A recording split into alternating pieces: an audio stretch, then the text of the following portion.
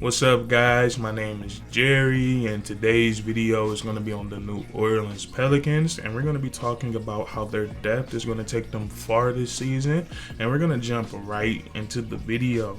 Now, in my humble opinion, the New Orleans Pelicans have one of the best starting fives in the NBA. I think their starting five, when the regular season officially starts, is going to be CJ McCollum, Herb Jones, Brandon Ingram, Zion Williamson, and Jonas Valanciunas. That is a hell of a starting five right there. But we all know when it comes to competing in the NBA playoffs and trying to win an NBA championship, it takes more than 5 players. You got to have some depth, and you got to have some players that can come in off the bench and give you some valuable minutes. And I think with the New Orleans Pelicans, what they've been building over these last couple of seasons, being patient, they have a lot of impact players coming off the bench. And in today's video, we're going to be talking about those players, and I want to start with Jose Alvarado.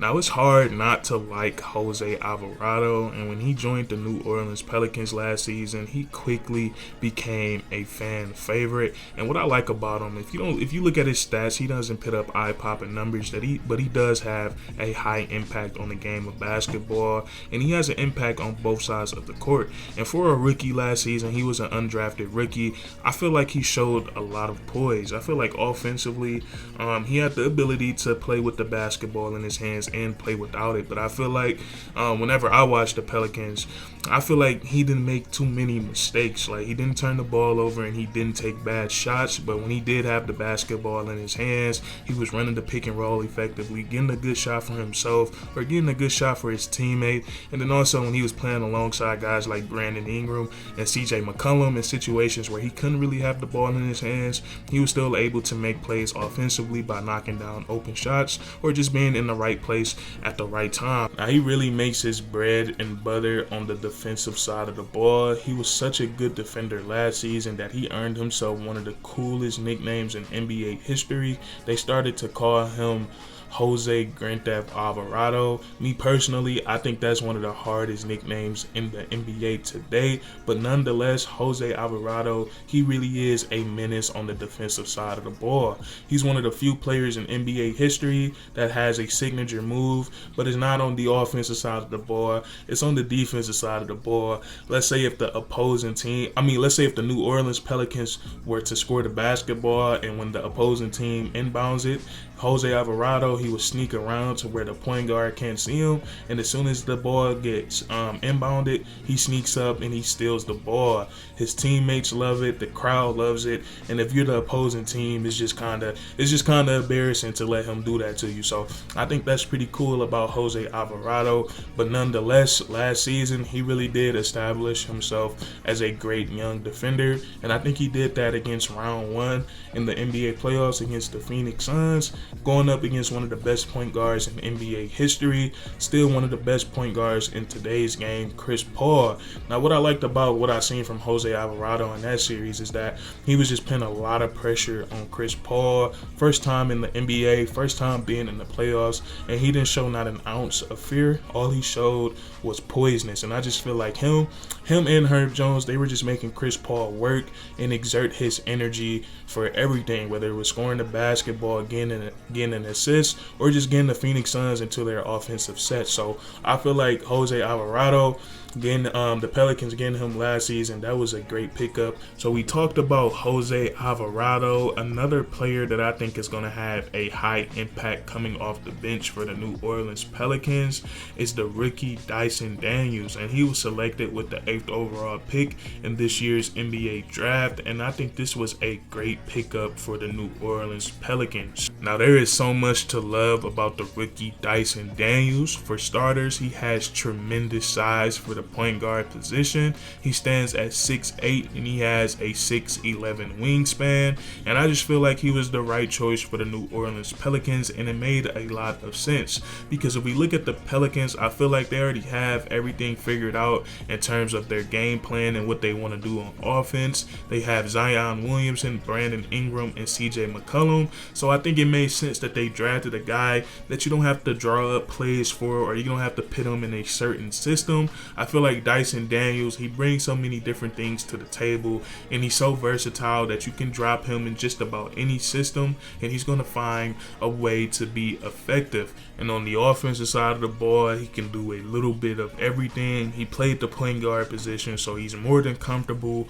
with having the basketball in his hands. He can create for himself and he can create for others. And I think this is very important, that he can also play without the basketball in his hands. He's very effective as a cutter, great finisher around the rim, can finish through contact. He's athletic, so he can get up and punch it. And then he also has a great floater. I think that's an underrated part of his game that doesn't really get talked about a lot, but he has a great floater.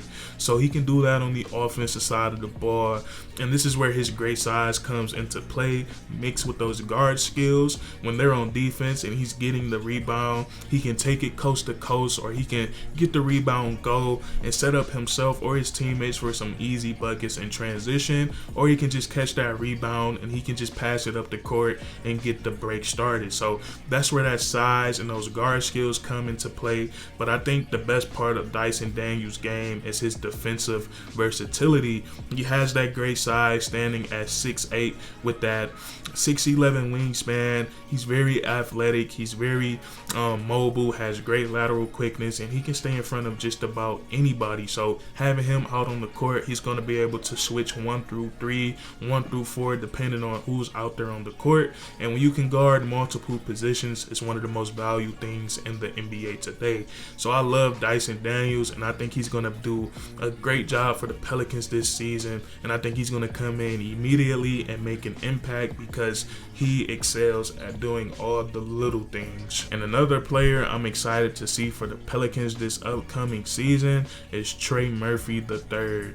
Now, in one of my most recent videos about the Pelicans, one of you guys commented down below and let me know that Trey Murphy has grown to be 6'10", which is insane. And before we talk about his skill set, I just want to say that I noticed while watching the Pelicans last season that Trey Murphy, he is very poised. And I can say that about all the rookies on the Pelicans last year, like Jose Alvarado, Herbert Jones, and Trey Murphy. When the playoffs and the play-in tournament came around, they did not look like NBA rookies. They look like veterans who have been there and done that. And specifically about Trey Murphy, I just feel like he took and made a lot of big time shots, especially in the play-in tournament and in the series against the Phoenix Suns, whether the Pelicans needed a 3 to take the lead or they needed a 3 to stop the run. Trey Murphy was not afraid to take those shots, and a lot of the times he knocked down those shots. But Trey Murphy, I think he has the opportunity to play a huge role for the New Orleans Pelicans next season.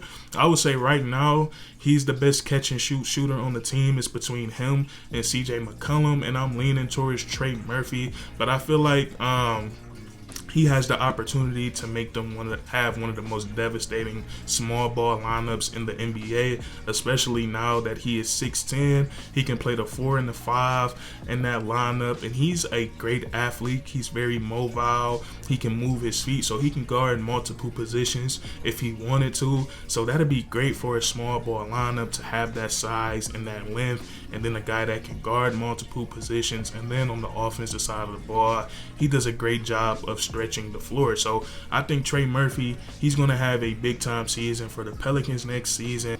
So I think these three guys, Jose Alvarado, Dyson Daniels, and Trey Murphy, they're going to have a big time impact for the Pelicans next season. And I didn't even get to other valuable role players on the team like Jackson Hayes. I know he just went down with that elbow injury and he's going to be re-evaluated for 2 weeks. So we don't know how long he's going to be out, but he's still a very young, valuable player.